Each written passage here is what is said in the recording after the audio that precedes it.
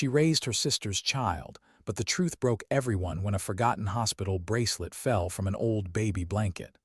For 12 years, Ava loved little Grace like her own. Then her sister returned with a secret, and one DNA test destroyed every story their family had protected. My name is Ava. I was 26 when my sister left a baby on my porch, not in a basket like some sad movie scene, not wrapped in silk, not with some dramatic letter explaining everything, just a baby carrier, a pink blanket, one half-empty diaper bag, and a note written in my sister's messy handwriting. Ava, I can't do this. Please don't hate me. Her name is Grace, that was it. No explanation, no phone call, no address, no goodbye. I still remember standing in the cold morning air outside my little rental house in Columbus, staring down at that tiny face. Grace was only 3 weeks old. Her cheeks were red from crying, her little fists curled near her chin, and her eyes were squeezed shut like the world had already disappointed her. My sister Chloe had always been complicated. She was beautiful, loud, charming, and impossible to keep still. She could walk into a room and make everyone look at her. She could also walk out of that same room and leave everyone cleaning up the mess. I was the older sister, the responsible one, the quiet one, the one who paid bills on time, remembered birthdays, kept extra batteries in a drawer, and showed up when people called. Chloe only called when something was burning. So when she got pregnant at 23 and refused to tell anyone who the father was, I wasn't surprised. Mom cried. Dad shouted. Chloe rolled her eyes and said everyone was being dramatic. Then Grace was born. For 3 weeks, Chloe played mother like it was a role she had accepted for applause. She posted pictures. She bought little headbands. She let people call her brave. Then one Tuesday morning, she disappeared, and Grace became mine. At first, everyone said it was temporary. Mom said, Chloe just needs time. Dad said, she'll come back when she realizes what she's done. My aunt said, don't get too attached, Ava. Too late. I got attached the first night Grace slept on my chest because she wouldn't sleep anywhere else. I got attached the first time her tiny fingers wrapped around mine. I got attached when she stopped crying the moment she heard my voice. I didn't choose motherhood. Motherhood chose me at 612 on a freezing Tuesday morning. For the first year, I looked for Chloe. I called old friends. I messaged people she used to know. I drove by the last apartment she had rented in Dayton. Nothing. She had vanished like smoke. Mom kept saying Chloe was sick, not bad. I wanted to believe that, but believing that didn't help when Grace had a fever at 2 a.m. It didn't help when I was sitting in a pediatric waiting room alone, filling out forms where every question asked for mother's name, father's name, medical history. It didn't help when Grace started daycare and cried so hard the teacher had to peel her from my arms. I was the one there, not Chloe, me. When Grace was 2, I legally became her guardian. When she was 4, she started calling me Mama. I corrected her the first time. I said, sweetheart, I'm Aunt Ava. She looked up at me with those big brown eyes and said, but you're my mama. I went into the bathroom and cried with the shower running so she wouldn't hear me. After that, I stopped correcting her. By the time Grace turned 12, our life was normal, not perfect, normal. I worked as an office manager at a dental clinic. We lived in a small but clean house with yellow curtains in the kitchen because Grace said they made mornings look happy. She played soccer badly but enthusiastically. She hated peas. She loved mystery books. She had Chloe's dimples and my stubbornness. At least, that's what everyone said. You're raising your sister all over again, Mom used to tell me. I didn't like that. Grace wasn't Chloe. Grace was kind. Grace apologized when she hurt someone. Grace remembered little things. She left notes in my lunch bag that said, have a good day, Mama. Every Mother's Day she made me a card. Every year I cried. Then in October everything changed. It started with the attic. Grace needed old baby photos for a school family tree project. I kept a plastic storage bin in the attic with her baby clothes, hospital blanket, first shoes, and the note Chloe had left. I almost didn't want to open it. Some boxes are not boxes. Some boxes are graves for memories you survived. But Grace was excited, sitting cross-legged on the living room rug while I pulled things out one by one. Her first onesie, her tiny socks, a photo of me holding her with dark circles under my eyes and panic in my smile. Then she picked up the pink hospital blanket. Something fell out, a small plastic hospital bracelet. I froze. Grace picked it up before I could stop her. She read it slowly. Baby girl, Mother Ava. The room went silent, not quiet, silent. The kind of silence that feels like the air has been removed. Grace looked at me. I looked at the bracelet. My hands went cold. Mama, she said, why does this say your name? I couldn't answer, because I didn't know. I grabbed the bracelet from her hand, not roughly, but fast enough that her face changed. That was the first time Grace looked at me like I might be hiding something from her.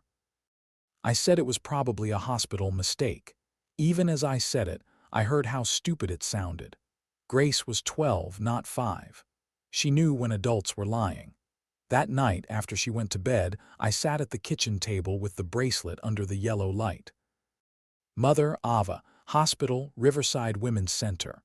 Date April 14, Grace's birthday, my name, my full name. I called my mother first. She answered on the second ring. Mom, I said, why is there a hospital bracelet in Grace's baby box with my name listed as the mother? Silence. That silence told me more than words ever could. Mom, I said again, slower this time. She started crying, not soft crying, the kind of crying that comes from a secret finally losing its door. I drove to her house at midnight. Dad was sitting in his recliner, looking older than I had ever seen him. Mom was at the kitchen table with tissues in both hands. I placed the bracelet in front of them. Tell me the truth, I said. Dad wouldn't look at me. Mom whispered, we thought we were protecting you. I laughed. It came out cold. Protecting me from what? Mom covered her mouth. Dad finally spoke. From yourself. I stood there trying to understand what those words meant. Then Mom told me the story. 12 years earlier I had been in an accident. That part I remembered. A rainy night. A truck running a red light. My car spinning. Glass everywhere. Waking up in the hospital with a concussion, broken ribs, and missing pieces of time. I remembered being told I had been unconscious. I remembered Chloe sitting beside my bed, holding my hand. I remembered feeling empty for weeks afterward, like something important had been taken from me, but I couldn't name it. What I didn't remember was being pregnant. 8 months pregnant. Mom said I had hidden it from almost everyone because the father, Mason, had left when I told him. He said he wasn't ready. He said I had trapped him. He blocked me 2 days later. Chloe knew. Mom knew. Dad knew. I had planned to raise the baby alone. Then the accident happened. I went into emergency labor while unconscious. Grace was born by emergency C-section. I almost died. When I woke up days later, I had memory loss around the pregnancy and birth. The doctors said trauma could do that. They said pieces might come back slowly or never. I stared at my mother. I had a baby, I whispered. Mom nodded, sobbing. You had Grace. The room tilted. For 12 years, I had believed I was raising my sister's abandoned child. But Grace was mine, my daughter, my baby. My body knew her before my memory did. I backed away from the table. Dad said my name. I held up my hand. No, Mom reached for me. I stepped back again. No, my voice shook, but I didn't yell. I asked one question. Why did Chloe pretend Grace was hers? Mom cried harder. Dad said because you didn't remember, and the doctors said pushing too much could damage your recovery. Chloe said she would sign as the mother on some papers temporarily, just until you were stronger. Temporarily. That word made me sick. So why didn't anyone tell me later? No one answered, because there was no good answer. Finally, Dad said by the time you were better, Grace was already with Chloe on the paperwork. Then Chloe panicked. Then she left. And you loved Grace so much. We thought maybe it was better. Better. They stole the truth from me and called it better. I drove home numb. Grace was awake when I got there. She was sitting on the stairs in her pajamas, holding her stuffed rabbit from when she was little. You lied, she said. I sat on the bottom step. I wanted to say no. I wanted to say I didn't know. But she was 12 and she deserved truth, not defense. I said I didn't know either. Her chin trembled. Then whose baby am I? The question broke me. I opened my arms. She didn't move at first. Then she came down the stairs and folded herself into me like she was little again. I held her so tightly I was afraid I would never let go. "You're mine," I whispered. "You have always been mine. I just didn't know the whole story." She cried into my shirt. So did I. The next morning, Chloe came back. After 12 years, just like that. She showed up at my door wearing sunglasses too big for her face, carrying a leather purse, looking thinner and older but still somehow like she expected the world to move aside for her. Grace was at school. I opened the door and saw my sister standing there. For a second, I couldn't breathe. Chloe lowered her glasses.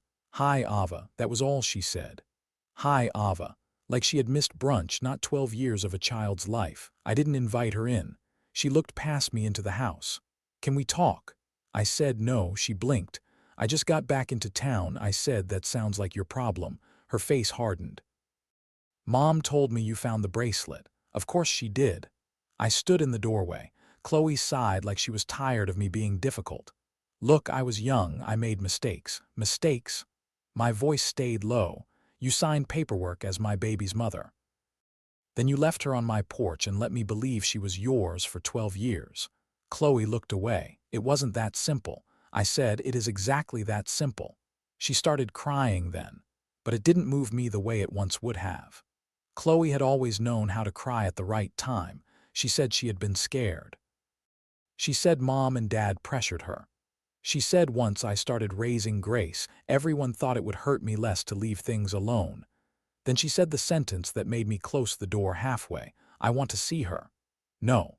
Ava, she's my niece too." I leaned closer. "You lost the right to say that when you abandoned her." Chloe's tears vanished, just like that. "You can't keep her from me," I said. "Watch me." Then I closed the door. By dinner, my phone exploded. Mom called 7 times. Dad texted, "We need to handle this as a family." My aunt wrote, "Chloe deserves a chance to explain." A cousin I barely spoke to messaged me, "You're being cruel." She was basically a kid back then. I blocked every number except Mom and Dad. Grace heard some of it. Kids always do. She asked if Chloe was her real mom. I told her no, then I paused. I said, "Biology says I am your mother. But the truth is bigger than biology. I raised you. I loved you. I chose you every day before I even knew you were mine." Grace stared at her plate. "Do I have to meet her?" "No, not unless you want to." She nodded slowly. "I don't want to. That was enough for me, but not for Chloe." 2 days later, she showed up at Grace's school. She told the office she was Grace's mother. The school called me immediately because I had updated Grace's emergency file the night before. Thank God. I left work so fast I forgot my purse. When I got there, Chloe was sitting in the front office pretending to be calm. Grace was in the counselor's room crying. I walked in and said, "If you ever come near my daughter again without permission, I will call the police." Chloe stood up. "Your daughter?" The secretary looked uncomfortable. I stepped closer. "Yes, my daughter." Chloe laughed once, bitter and sharp. "You didn't even remember having her." That was the first time I slapped my sister, not hard enough to hurt her badly, hard enough to end the conversation. The office gasped. I didn't care. I told the secretary to call the police if Chloe refused to leave. Chloe left before they could. That night, Grace didn't speak much. She sat beside me on the couch and leaned her head on my shoulder. After a while, she whispered, "Did you really forget me?" I closed my eyes. "No child should ever have to ask that." I said my mind forgot because it was hurt. But my heart knew. "That's why when you came to me, I never let you go." She nodded. Then she said, "I'm scared you'll disappear too." I turned toward her. "Listen to me. I am not Chloe. I am not leaving you. Not now, not ever." She believed me, mostly. But trust, once shaken, becomes glass. You can still see through it, but every crack catches the light. Over the next few weeks, the truth spread through the family like fire. Some people apologized. Some defended themselves. Mom kept saying she was sorry. Dad kept saying they did what they thought was right.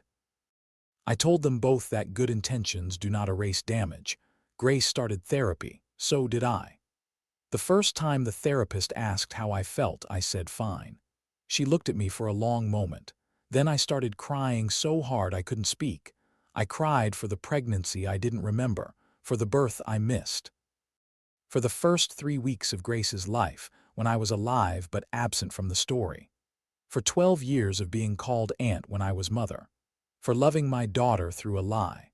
And for the strange, painful truth that even after everything, I was grateful Chloe had left Grace on my porch. Because if she hadn't, I might never have found my way back to my own child. Then came the DNA test. I didn't need it in my heart, but legally I needed it. The results came on a Friday morning. Probability of maternity, 99.999%. I stared at the paper for a long time. Grace sat beside me. "So it's true?" she asked. I handed it to her. "It's true." She read it twice. Then she smiled a little. "So I get to keep calling you Mama." I pulled her into my arms. "You better." The legal process took months. Chloe fought it at first. Not because she wanted responsibility, because she hated losing control. She said I was turning Grace against her. She said I was punishing her for being young. She said family should forgive. In court, the judge read the original note Chloe had left on my porch. Then he looked at her and asked, "Did you leave this infant with Ava and disappear for 12 years? Chloe started crying. The judge asked again. She whispered yes. Then he looked at me. "And you have raised this child since infancy?" "Yes." Grace asked to speak. The judge allowed it privately with a counselor present. I don't know everything she said. I only know what the counselor told me afterward. Grace said, "Ava is my mom. Chloe is just the person who left." I cried in the hallway when I heard that, not because I wanted Grace to hate Chloe. I didn't. But because my daughter knew where home was. Full custody was granted to me. My birth certificate record was corrected. Chloe was denied unsupervised contact. Mom cried outside the courthouse. Dad hugged me and said he was sorry. For the first time, I believed him. Chloe stood across the hallway staring at me. She looked angry, then broken, then small. For 1 second, I saw the sister I used to protect. The girl who used to crawl into my bed during thunderstorms. The girl who stole my sweaters and laughed when I got mad. The girl who became a woman who made choices that hurt everyone. I walked over to her. She wiped her face and said, "Are you happy now?" I shook my head. "No, Chloe, nobody is happy. That's what happens when truth gets buried under lies. Nobody wins. Some people just survive." She looked away. I said, "I hope you get help." Then I left with my daughter. A year has passed since then. Grace is 13 now. She is taller, louder, and suddenly convinced that every pair of shoes I buy is embarrassing. She still has nightmares sometimes. So do I, but we are healing. Slowly. Honestly. Mom and Dad see Grace twice a month, but only after family therapy started. That was my rule. No more pretending. No more soft lies. No more hiding hard things because adults are uncomfortable. Chloe moved to Nashville. She sends cards sometimes. Grace reads them when she wants to. Sometimes she throws them away unopened. I let her choose. People ask me if I hate Chloe. I don't know. Some days I do. Some days I miss her. Some days I feel sorry for her. Most days I just feel tired. But I know this. Love without truth becomes a cage. My family thought they were protecting me by hiding the truth. Instead, they stole my grief, my memories, my choices, and my daughter's beginning. Still, they could not steal the bond. Because Grace and I found each other anyway. Before I knew she was mine, I loved her like she was. Before the paper proved it, my heart already had. And maybe that is the part that broke everyone most. Not the lie. Not the DNA test. Not Chloe coming back. It was realizing that the truth had been there the whole time, living in our kitchen, laughing in our hallway, falling asleep beside me during movie nights. My daughter had always known where she belonged. I was the last one to be told. If this story touched your heart, comment below and tell me what you think. Could you forgive a family after a secret like this? Please like, share, and subscribe for more emotional stories, and tell me if you have ever faced something similar.